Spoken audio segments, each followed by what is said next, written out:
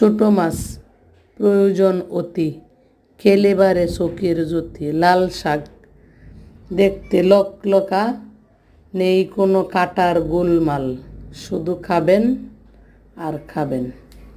যাই হোক, আসসালামু আলাইকুম। আশা করি যেখানে আছেন কাছে দূরে দেশ প্রবাসে সবাই ভালো আছেন, আমরা ভালো আছি আলহামদুলিল্লাহ। আজকে দুপুরের আয়োজনে ছিল আমার চিংড়ি মাছ দিয়ে পালং শাক, আর লাল শাক ভাজি, করলা ভাজি, আর ছোটো মাছের চচ্চড়ি। তো কেমন হয়েছে রান্না সবাই বলে যাবেন কমেন্ট সেকশনে।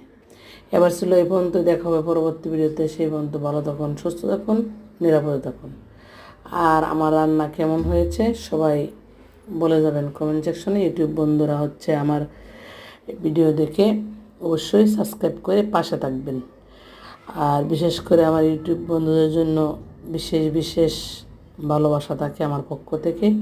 এবারও এর ব্যতিক্রম নয়। আপনাদের জন্য শুভকামনা রইল। আল্লাহ হাফেজ।